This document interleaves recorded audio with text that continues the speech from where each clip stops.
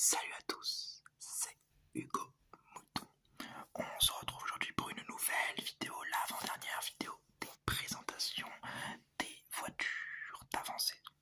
Cette fois-ci, ce sera sur la Alpine, dernière voiture présentée, sa A523. Elle est très très belle, petite voiture très très belle. Donc c'est la dernière, comme je vous l'ai dit, par l'écurie la moins fiable de 2022 à cause d'un élément moteur fragile qui aura coûté nombre de points au duo de pilotes Alonso Ocon, qui aurait pu finir encore plus haut qu'à la place où ils ont terminé. Cette écurie aura été aussi l'élément de discorde du mercato de la F1, provoquant avec Sébastien Vettel un bouleversement total dans les teams et nous donnant une silly season absolument exceptionnelle. Commençons directement la monoplace. Voyons la monoplace. Elle avait été un peu leak de multiples fois. C'est les risques quand tu dévoiles ta monoplace en dernier. Douane l'avait leak. Les tests à Silverstone avaient été leak. Je crois même que Alpine eux-mêmes avaient réussi à la leak. Je sais pas comment, mais j'ai vu des photos. Donc voilà. On a rapidement eu l'information qu'elle serait bleue et rose comme l'an dernier, presque identique à l'an dernier, avec un peu de noir supplémentaire. Ils ont encore gratté de la peinture comme toutes les autres écuries de la grille, ce qui confirme finalement, mais totalement en fait, que à part la Aston Martin, quasiment toutes les écuries ont enlevé le plus de peinture possible pour gagner, pour perdre du poids et donc gagner en vitesse, ce qui est une stratégie comme une autre, mais qui est une stratégie qui semble visiblement très répandue. La surprise de cette présentation est que on a eu deux voitures. Ce sont deux voitures qui nous ont été présentées. Comme l'an dernier finalement, la Alpine sera totalement rose sur quelques courses. L'an dernier c'était les premières. J'espère qu'on aura d'autres moments dans la saison. On aura la voiture rose, donc il y aura la voiture bleue et rose présentée, celle comme principale, et la voiture complètement rose BWT, que je trouve, les deux je les trouve très belles. J'aime beaucoup le rose comme ça de la voiture. Je sais que ça plaît pas beaucoup, mais moi j'adore, le bleu rose, un petit mix très joli qui est très smooth, donc franchement ça me plaît énormément. Un petit changement sur le design, toujours la coque, il y a des petits triangles qui sont apparus sur la fin de la coque vers l'aileron arrière. Je trouve ce petit détail très joli, vraiment je le trouve très plaisant, et ça rajoute un petit côté, un petit charme à la voiture qui est déjà très charmante. L'aspect technique maintenant est marqué par l'ajout d'un étage au capot moteur, alors une espèce de boudin bizarre au-dessus du moteur qui, j'espère, le rendra plus performant et fiable surtout. Il est accompagné de quelques appendices aérodynamiques qui sont également apparus sur la carrosserie et sur le sol. Le changement du nez qui a l'air un petit peu plus lisse que le nez de l'an dernier, de la A522, et l'aileron avant qui semble avoir été un petit peu resurfacé, un petit peu plus élevé. Alors peut-être que c'est des photos, peut-être que c'est l'angle de caméra, mais j'ai l'impression qu'il est différent de celui de l'an dernier. En gros, sur les changements techniques, il y a le boudin, la double carrosserie, le boudin et la prise d'air qui est différente, parce que elle était à la place de ce boudin là et elle a disparu. Donc peut-être qu'ils ont trouvé une autre façon de la faire faire. C'est peut-être pour ça qu'ils ont rajouté des appendices aérodynamiques sur la carrosserie.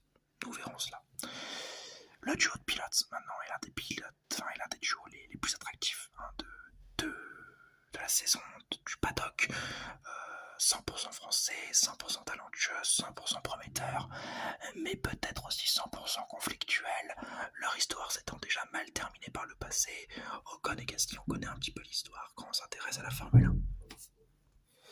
Donc oui, on sait qu'il y a eu des petits problèmes en formule de promotion et qu'ils se sont jamais rabibochés. Visiblement, l'ambiance à la RoboFix pendant la présentation, ils se sont même permis de se vanner. Ça avait l'air un petit peu forcé, mais bon, on a vu plus délétère comme climat dans une écurie de Formule 1. Ocon sera le plus expérimenté chez les Bleus et devra confirmer qu'il est le meilleur pilote d'Alpine et le meilleur pilote français. Pour cela, il est dans son jardin depuis 4 ans. Il ne devrait pas avoir trop de problèmes s'il n'est pas dominant, s'il est battu par Gasly. Il passera pour le numéro 2 et sera en danger si Jack ou Mick Doohan, je sais plus, je crois que c'est Jack Doohan, moi je vais dire Jack Doohan, si Jack Doohan est performant, et Ocon sera en danger parce que c'est le pilote de l'académie Alpine. Alpine a déjà perdu un de ses pilotes académie. Ils vont, à mon avis, pas vouloir en perdre un deuxième. Ils vont le blinder, surtout si il fait une bonne saison, le pilote australien. Donc, si Ocon fait une mauvaise saison cette année, il y a peut-être moyen qu'il se fasse remplacer par le pilote australien qui est très prometteur. Alors il devra, en fonction des performances de la monoplace, aller chercher des podiums et des points très régulièrement. Si la monoplace est performante, il devra chercher les podiums quasiment tous les week-ends. Si elle est peu performante, c'est les points qu'il devra aller accrocher. Dans tous les cas, la lutte principale pour Ocon et Gasly sera de battre l'autre pour montrer que c'est lui le meilleur français et donc à qui les sponsors français doivent faire confiance et que c'est lui le meilleur pilote de l'écurie finalement pour soit rester dans l'écurie et se montrer comme le pilote numéro 1, le patron, soit pour attirer d'autres écuries si les possibilités d'avenir sont un peu bouchées. Gasly, lui, devra prendre ses marques et montrer qu'il est le meilleur pilote français de Formule 1. Lui aussi aura une pression directe, mais avec un peu de temps d'amortissement. Selon moi, il a 2 ans. Il a 2 ans devant lui pour prendre le leadership de l'écurie sur un Ocon qui lui aura une obligation de résultat dès la première année. Si Gasly ne réussit pas dès la première année et qu'il n'est pas surdominé, on pourra lui trouver l'excuse de lui il est là que depuis 1 an, Ocon il est là depuis 4. Et s'il le bat en deuxième année, on pourra dire vous voyez, saison d'apprentissage, saison pour gagner. Alors que Ocon n'aura pas ce luxe. Donc Gasly est peut-être un petit peu plus détendu quand il s'agit de cette saison. Tout de même, il devra faire des résultats. Il y a une obligation de résultats. Et lui aussi devra aller chercher le meilleur de sa monoplace et ne surtout pas se laisser dépasser par Ocon pour s'imposer comme chez AlphaTauri, comme ce qu'il a fait chez AlphaTauri, comme le leader de l'écurie. Parce que si dès la première année il est battu, il pourra peut-être partir sur une mauvaise base en deuxième.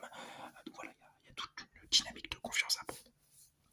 L'organigramme de chez Alpine, lui n'a pas changé. Rossi est toujours là avec Safnauer qui devront cette saison faire prendre les bonnes directions techniques à Alpine et aussi sur le plan humain ils devront prendre des bonnes décisions.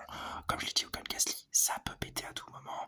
Leur duo peut comporter des difficultés de gestion et on l'a vu déjà l'an dernier. Ocon, Alonso, c'était bien, il y avait une bonne ambiance et pourtant ça se tabassait en course.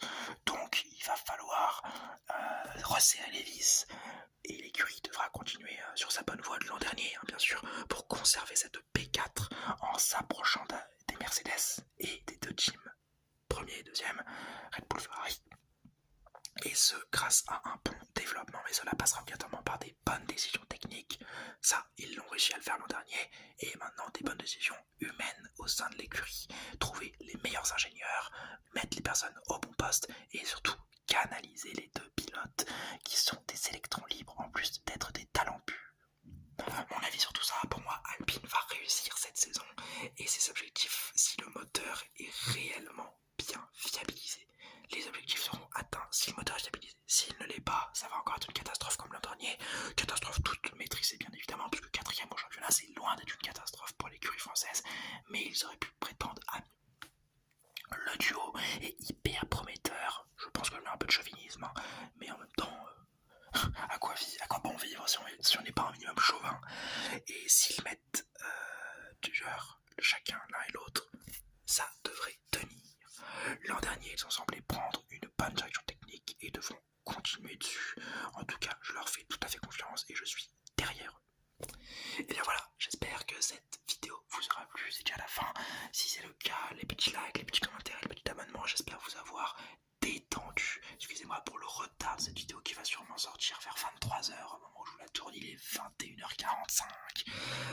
La présentation a été longue et je voulais être assuré d'avoir toutes les informations et toutes les directions techniques prises par l'écurie avant de vous la poster. J'espère que ça ira, que ça vous dérangera pas trop, que vous l'écoutez là avec un grand plaisir. Si c'est le cas, mettez-moi un petit point bleu, moi je dis point bleu dans les commentaires si vous êtes toujours là à ce moment-là de la vidéo pour me montrer qu'il y a de l'engagement. Et voilà, c'est terminé. J'espère vous avoir détendu, je le répète. Hein. Et n'oubliez pas, Forza